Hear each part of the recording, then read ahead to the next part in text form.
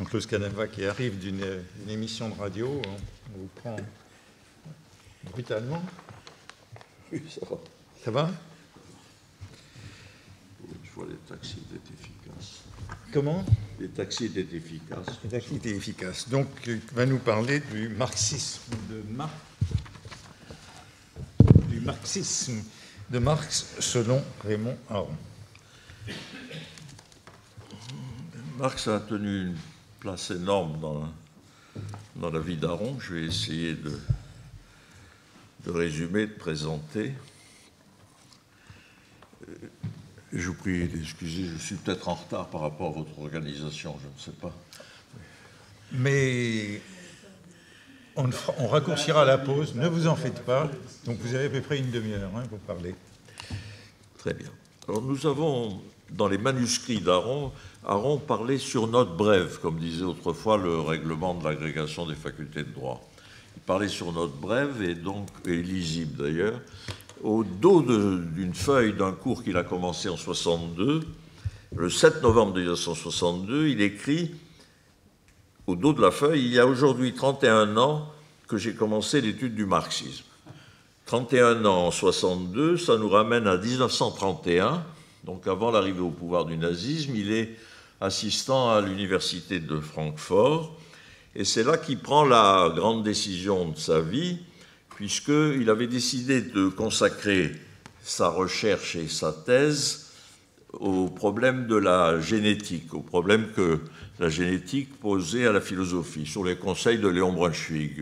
Et au fond, il voulait faire un peu ce que Léon Brunswick avait fait pour la physique. Et en 30, 31, 32, il bascule dans une décision tout à fait différente de consacrer sa vie à la philosophie de l'histoire et à la philosophie de la société. Et donc, il étudie Marx à ce moment-là, et il explique très bien pourquoi c'est la grande crise, et il veut savoir si... Il n'avait pas fait d'études d'économie, et il veut savoir si la crise va déboucher, comme le pensait Marx, ou les marxistes, sur un changement dans la nature de la société, disons, le passage du capitalisme à une société d'un autre type. Alors, à ce moment-là, si vous vous replacez dans les années 31, en Europe, il y a trois présences du marxisme. Il est présent en France, mais relativement superficiel.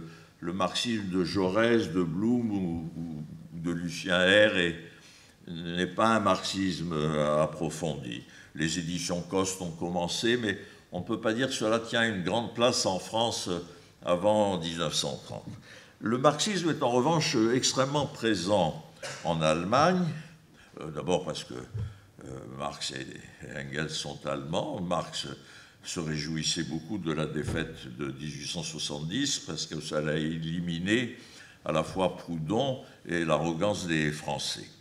Et le Parti social-démocrate existe, et il y a la longue filiation allemande, si vous voulez, qui va de Marx, Engels vieillissant, Bernstein, Kautsky, le Parti social-démocrate qui est entré dans la société allemande et dans le système électoral allemand, et hors du socialisme et de ceux qui sont marxistes, Marx est très présent dans l'université. Si vous prenez deux personnalités très importantes du monde germanique, Max Weber ou Schumpeter, ils sont l'un et l'autre des connaisseurs approfondis de Marx, et l'école historique économique allemande est très influencée et considère absolument Marx, et c'est la même chose en Autriche. Donc le milieu allemand dans lequel Aron va se trouver, en 31, 32, 33, pratiquement il va vivre en Allemagne, le milieu universitaire allemand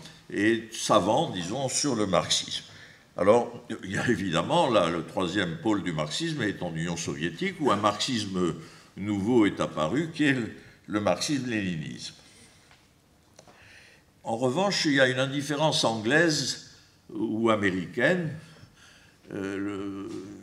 Les Anglais, dès la fin du XIXe siècle, sont relativement... Ils ont lu le Capital, qui a Le livre 1 est traduit en anglais, et les économistes anglais ne s'y intéressent pas et ne prennent pas au sérieux le livre 1 du Capital.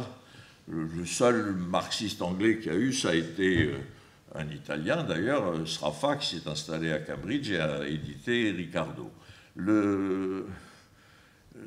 Si on prend la tradition économique anglaise, si vous voulez, Stuart Mill, Alfred Marshall, Keynes et la postérité de Keynes, le marxisme n'y joue aucun rôle et Keynes est condescendant à l'égard du marxisme comme il est condescendant à l'égard des économistes français.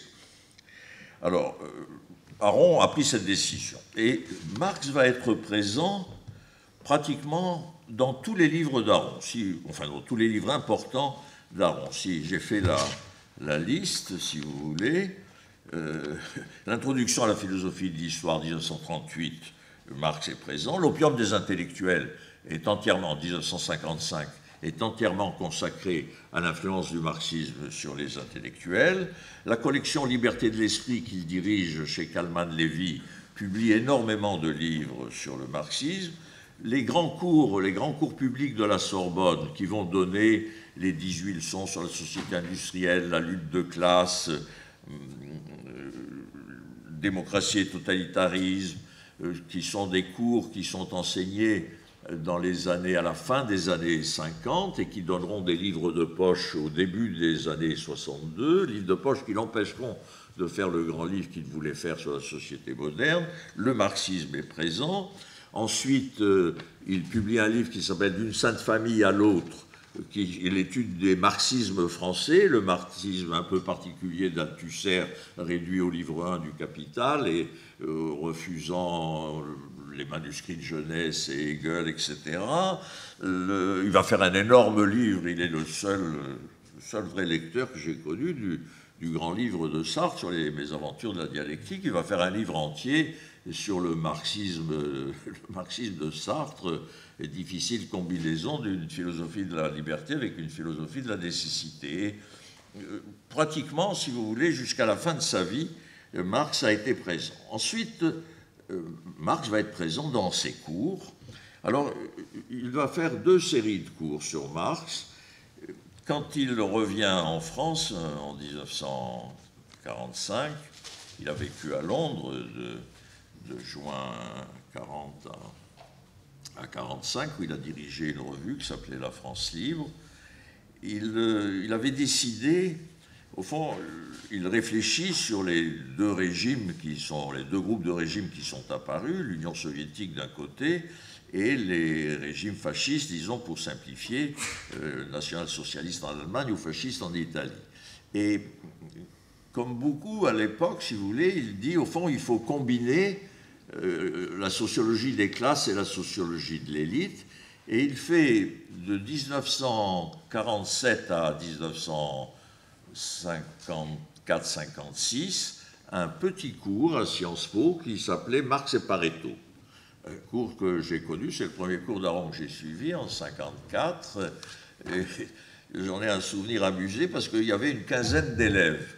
Et en même temps, à Sciences Po, il y avait 2 cours sur le marxisme faits par Jean Bruat et Jean Babi, qui avaient environ 300 à 350 auditeurs, ce qui montre, si vous voulez, les proportions de l'époque, si vous voulez, et qui faisaient des cours de marxisme-léninisme tout à fait orthodoxes, si vous voulez.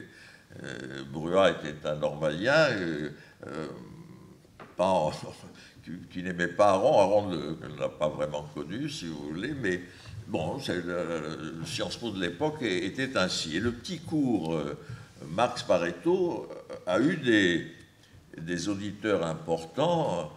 Avant Aster et moi, nous y étions, nous, en 1954, mais avant nous, il y a eu Éric de Dampierre, François Bourricot, Raymond Barre et Stanley Hoffmann, qui ont connu Aron à cette occasion. Et Éric de Dampierre va jouer un très grand rôle parce que, avec sa collection des sciences humaines, il est celui qui introduit en France Popper, Hayek, Léo Strauss, toute une série de livres, si vous voulez, un peu sur les conseils d'Aron, si vous voulez. Et il y avait autour de ce petit cours, François Bourricot, ça a été la même chose, et il y avait autour de ce petit cours, si vous voulez, s'est formée, au fond, la première génération d'étudiants d'Aron. Et puis ensuite, alors, il a décidé, il a toujours voulu faire, il l'a dit plusieurs fois, faire un cours qui s'intitulerait « Le marxisme de Marx ». L'expression n'est pas de lui, l'expression est de Lucien Lora, qui était un ami de Boris Souvarine, qui collaborait à la revue de Boris Souvarine, La critique sociale avant-guerre, avec Simone Veil, et Le contrat social après-guerre. Et Lora avait écrit plusieurs fois sur le marxisme de Marx, aidé également par un normalien agrégé de philosophie qui était Aimé Patry.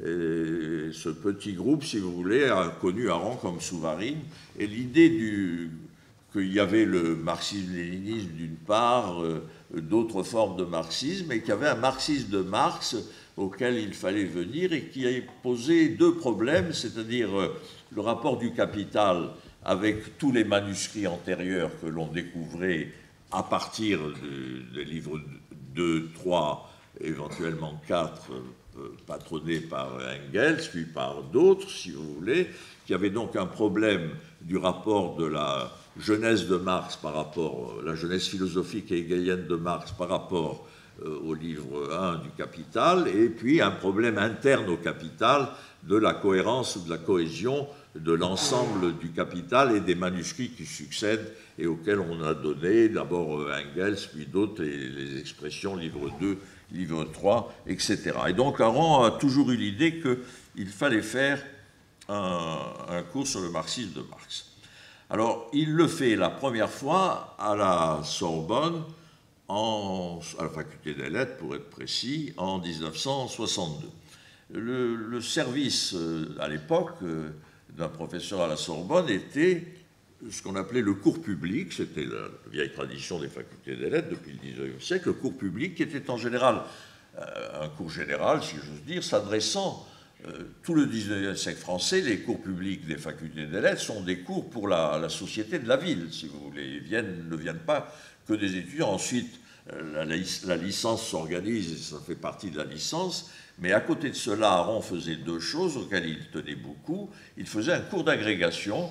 Le cours d'agrégation durait 2 heures. Et au cours d'agrégation, ne suivait le cours d'agrégation que les agrégatifs. Et à l'époque, principalement, une partie importante des agrégatifs étaient des élèves de l'école normale supérieure. Et donc, le cours de 62-63 sera le premier cours d'Aron intitulé « Le marxisme de Marx ». Il reviendra sur le marxisme de Marx dans un deuxième cours au Collège de France en 76-77 avec le même intitulé. Mais notez que le cours d'agrégation est un cours de 2 heures et donc le cours de la Sorbonne de 62-63 est un cours de 40 heures. Les éléments que nous avons sont 40 heures de cours. Et le cours du Collège de France, comme vous le savez, est un cours plus bref. Alors, j'ai publié le marxisme de Marx, ça porte ce titre, il y a quelques années, aux éditions Bernard de Fallois, qui sont repris maintenant par Calman Lévy, qui a été traduit à l'étranger, en espagnol, en italien. Je ne crois pas que ça ait été traduit en anglais, je ne sais pas. Non, il n'est traduit ni en anglais ni en allemand. Alors, il est traduit en chinois, en revanche. Pourquoi je dois vous expliquer, c'est un peu gênant de l'expliquer ici, pourquoi ai-je pris le cours de la faculté des lettres et pas le cours de la Sorbonne? D'abord, ce n'est pas une décision qui m'appartient. Dans les dernières conversations de sa vie, Aron a clairement dit qu'il souhaitait, dans ses textes posthumes, simplement 2 choses. Il y en a eu beaucoup plus. Les 2 choses qu'il souhaitait, c'était les articles de politique étrangère du Figaro, qui ont paru en 3 volumes, très bien faits, préfacés et annotés par Georges-Henri Soutou, et qui reste, à mon avis, un livre très important. C'est peut-être un des meilleurs livres de relations internationales sur, disons, toute la période qui va de 1947 à la mort d'Aron en 1983. Ça, il y tenait absolument, et il distinguait dans son œuvre de journaliste, qui a été très importante, il distinguait fondamentalement, d'une part, les articles de revue, qu'il a toujours aimé la forme article de revue, si vous voulez, 40 000 signes, une vingtaine de pages, il l'a fait très souvent dans sa vie, mais dans les articles de journalisme proprement dit, il distinguait trois grandes catégories. Les articles d'économie qu'il a fait pour des raisons professionnelles. Il faut bien voir qu'entre 1945 et 1956-57, Aron vide sa plume, si vous voulez. Il a démissionné, il était professeur à l'université de Toulouse, il n'a pas repris sa chaire, il avait été révoqué, je ne sais plus si c'est le terme juridique exact, parce qu'il était juif, mais le doyen de la faculté des lettres de Toulouse, qui était un gentleman, a continué à verser le traitement d'Aron à sa femme. Suzanne Aron était partie au Maroc avec Marjolin, et ensuite elle a rejoint Londres en 1943. Aron avait renoncé à l'université. Il a été réélu à la Sorbonne. Il a été une première fois battu. Gurvitch, qui avait la chaire de sociologie, ne supportait pas Aron. Et ses amis normaliens se sont mobilisés, et notamment Jean Hippolyte. Et l'année d'après, il a été réélu à la Sorbonne, où il est revenu en 1956. Et donc il décide, dans ses articles de journaliste, d'éliminer l'économie. Il considérait que c'était purement alimentaire pour lui. Les articles de politique intérieure, il n'y accordait pas une grande importance, mais en revanche, il considérait comme important ces articles de politique étrangère.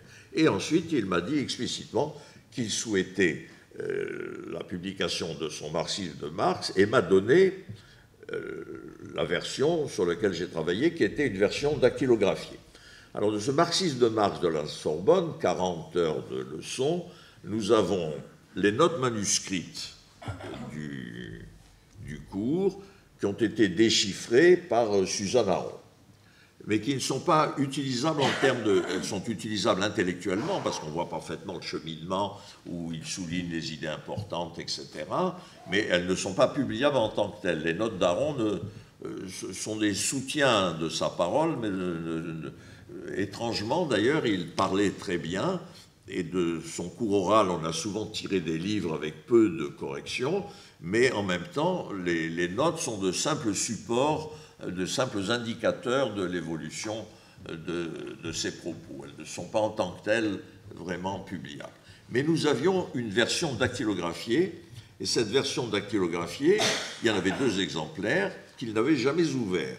Il m'en a donné un, bien avant, 3 ans avant sa mort, et il n'y avait aucune trace manuscrite, et il manquait des chapitres, il manquait des éléments, il manquait 2 chapitres. Enfin, j'explique tout ça dans une note assez technique dans le livre, pour ceux qui sont intéressés, ils trouveront tous les détails sur cette... Alors, donc il y avait une volonté de sa part. Alors, qu'est-ce que j'ai fait?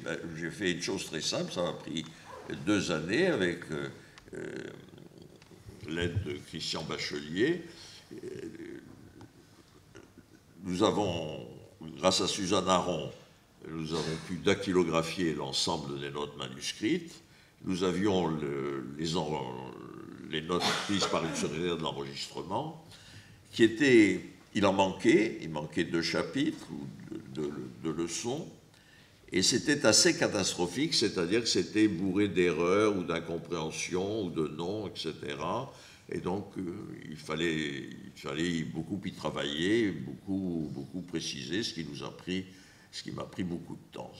Et vous avez... Alors, c'est posé à ce moment-là le problème du Collège de France. Que faire du cours du Collège de France, pour lequel nous avions une version dactylographiée. À l'époque, il n'y avait pas d'enregistrement. Nous avons une version dactylographiée avec le même problème d'erreur, quelques lacunes.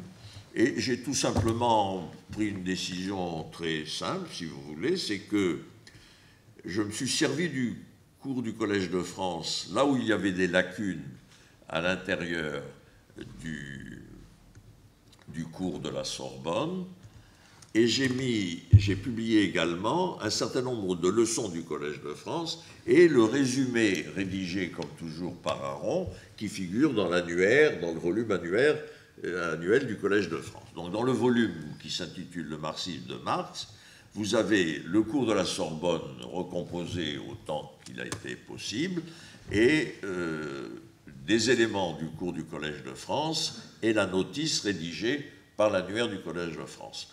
Alors pourquoi préférait-il le cours de la Sorbonne au cours du Collège?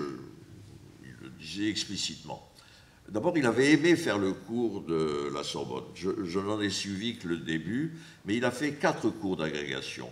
Il a fait un cours d'agrégation sur Montesquieu, que j'ai suivi, un cours d'agrégation sur Auguste Comte, que j'ai également suivi, qui était très remarquable d'ailleurs, et un cours sur Spinoza et le cours sur Marx. Nous n'avons aucune trace du cours de Spinoza, du cours sur Spinoza, et le seul auditeur resté dans les élèves ou les amis d'Aron, Lothman, est le seul d'entre nous qui a suivi le cours sur Spinoza. Et nous n'avons aucune trace écrite. Par-dessus le marché, il n'y a pas eu d'enregistrement. Et c'est un des grands regrets. Nous ne savons pas avec précision. Et comme il n'a jamais écrit sur Spinoza, Spinoza revenait constamment chez lui dans la formule par laquelle il définissait le judaïsme. Il disait, il y a 3 façons d'être juif. Ou bien on est un juif religieux, ou bien on est un juif chrétien, comme Bergson ou Simone Weil, parce que le christianisme, c'est simplement la poursuite des prophètes, c'est les prophètes séparés de la loi, et c'est le christianisme, ou bien on est spinoziste. Mais si on est spinoziste, il n'y a pas de peuple élu. C'était la formule qu'il invoquait pour définir sa propre position. Mais sauf Lothman, qui en a des souvenirs, personne d'entre nous n'a suivi le cours sur Spinoza, donc nous ne savons pas en détail ce qu'il pensait de Spinoza. Pardonnez-moi cette parenthèse, mais pour revenir au cours sur Marx, il a aimé profondément le cours de la Sorbonne parce que ça a été un cours un peu de confrontation. Imaginez la jeunesse des agrégatifs de philo en 62-63, notamment ceux de l'école normale supérieure, si vous voulez. Incontestablement, Marx vu par Aron n'était pas leur marxisme, et donc il y avait un côté très stimulant pour Aron d'intérêt, de confrontation, et puis fondamentalement, il aimait ce public. Il était plus indifférent, excusez-moi de le dire ici, plus indifférent à son public du collège. Et puis, le cours du collège est un cours où il consacre beaucoup de temps à des interprétations de Marx. Par exemple, il y a 2 cours entiers sur Henry, qui a écrit sur Marx, si vous voulez, qui était professeur à Montpellier.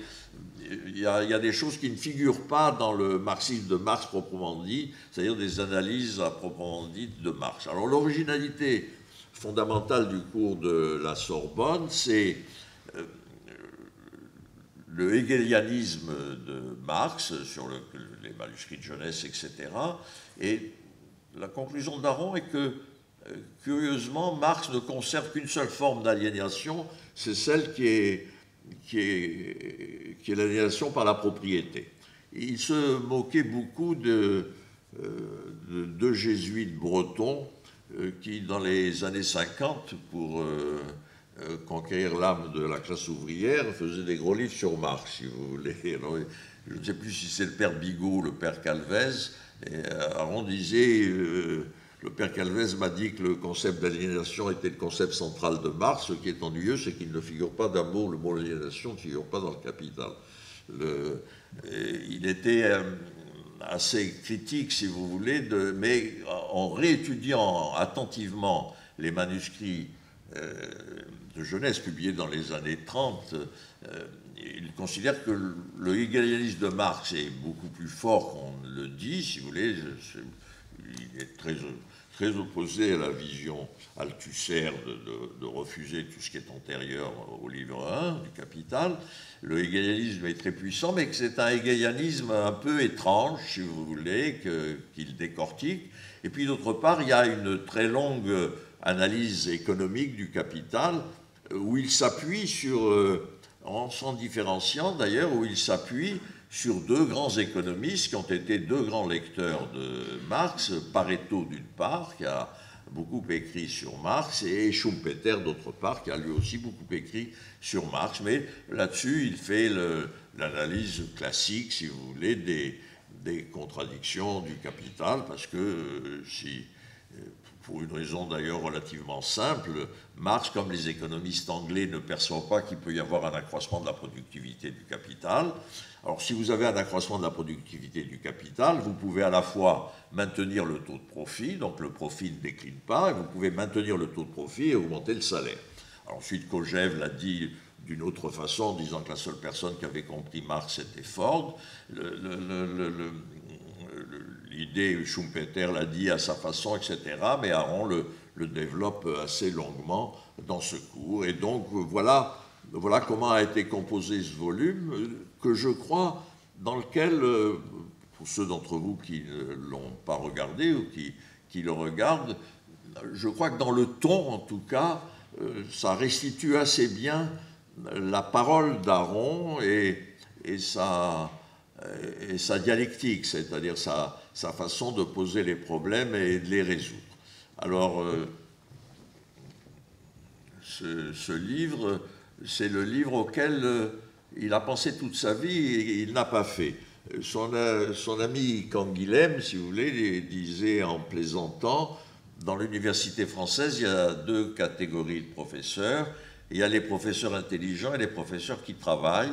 Et Aron est un des rares à appartenir aux deux catégories. Et effectivement, ses amis l'ont toujours plaisanté sur sa manie de refaire sa thèse. Et il a fait 4 thèses. Il a fait l'introduction à la philosophie de l'histoire. Il a fait Paix et guerre entre les nations. Si vous regardez ce livre, c'est incontestablement l'équivalent d'une thèse. Il aimait les grosses thèses d'ailleurs, et il aimait beaucoup Sartre à ce point de vue-là. Il rappelait toujours que le côté alsacien de Sartre lui donnait un côté germanique et que lui aussi aimait les gros livres, etc. Et la troisième thèse, c'est la guerre, c'est le Clausewitz. Et la quatrième thèse qu'il aurait voulu faire, c'est certainement le marxisme de Marx. Il l'a souvent dit, et c'est ce que nous avons essayé de faire dans ce volume. Je vous remercie.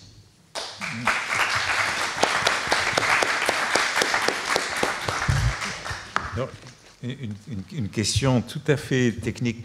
Quand vous dites qu'il y avait des dactylographies de ces cours, c'était des dactylographies qui étaient faites sur la base de sténos, alors? Oui, c'est une sténo. C'était des sténos. Donc les cours, aussi bien... comme les cours polycopiés, mais simplement... Les cours de la Sorbonne et les cours du collège étaient pris en sténographie. Oui, mais non, si vous voulez, c'était des sténos personnels. Pour cela, ils n'ont été pris en sténo par l'organisme qui faisait les cours. Il y avait deux grands organismes de cours polycopiés à Paris. Il y avait les cours de droit, qui était une très vieille et admirable institution, dirigée par la femme de Noël, la maîtresse de Paul Valéry, si vous voulez. Et il y avait les cours de la Sorbonne qui étaient bleu pâle. Alors, les cours publics d'Aron, certains ont été polycopiés, existent sous forme de polycopiés.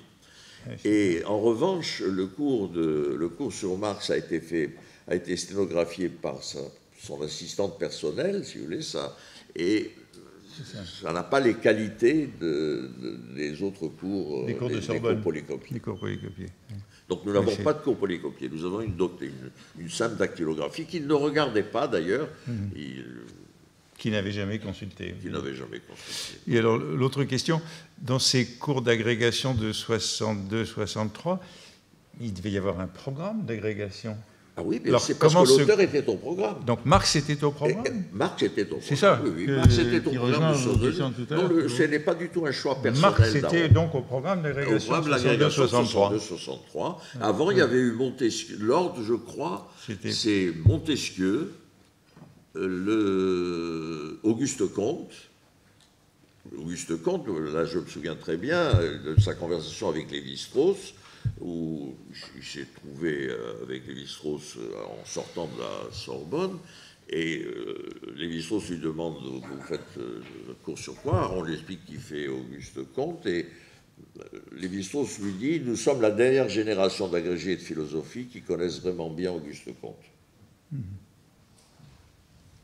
Et qui il y a eu Marx et qui d'autre a fait cours sur Marx quand il était à l'agrégation 62-63? Je ne sais pas. Ce serait intéressant de savoir s'il y avait des membres, des professeurs plus proches du PCF qui faisaient cours. Pardon? Qui d'autre a fait cours d'agrégation sur Marx en 62-63? Dans les facultés de province, certainement. Oui. Il y avait beaucoup. Les cours d'agrégation étaient quand même les cours importants dans les facultés des lettres, si vous voulez. C'était des cours difficiles, mais c'était des cours importants. Et ce à quoi il tenait, c'était le séminaire, mais le séminaire, c'était tout à fait différent. Il parlait de tout. Il a eu 2 assistants à la Sorbonne. Arnaud, qui était un spécialiste d'Auguste Comte, puis Arnaud est parti dans les pays scandinaves et a été remplacé par Bourdieu. Quand Guilhem a dit à Aron, il y a un Normalien qui rentre d'Algérie, il s'intéresse au rugby et au kabyle. Et voilà comment Bourdieu est arrivé. Nous avons connu Bourdieu de 59, je crois, à 62. Ensuite, vous connaissez la suite de l'histoire.